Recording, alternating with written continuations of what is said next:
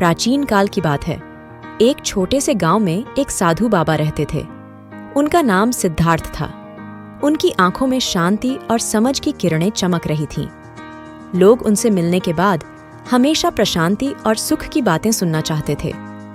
एक दिन सिद्धार्थ ने अपने शिष्यों के साथ एक वन्य यात्रा पर निकले। वह चाहते थे कि वे अपने शिष्यों को जीवन के असली रहस्यों का पता लगाएं। वन्य में जाते वक्त सिद्धार्थ ने अपने शिष्यों से कहा, जीवन का सबसे बड़ा रहस्य है कि दुख कैसे दूर हो सकता है।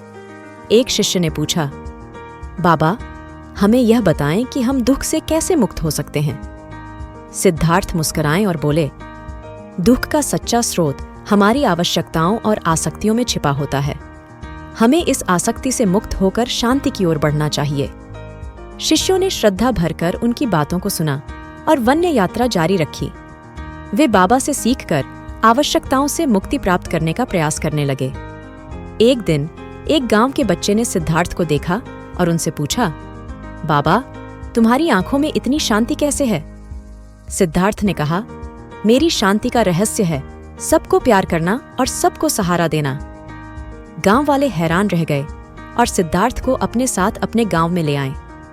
उन्होंने वहां एक विशाल वृक्ष के नीचे बैठकर गांव वालों को बोला, जीवन का सबसे महत्वपूर्ण सीख है कि हमें सभी को समझना और प्रेम करना चाहिए। गांव वाले उनके बयान से प्रभावित हो गए और वहां से उनकी शिक्षा को फैलाने लगे। सिद्धार्थ की उपदेशों ने सभी को सच्चे सुख और शांति की ओर पहुंचाया।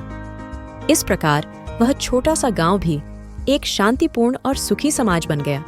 सिद्धार्थ का संदेश आज भी हमें यह सिखाता है कि सच्चा सुख और शांति हमारी आत्मा में ही बसा होता है।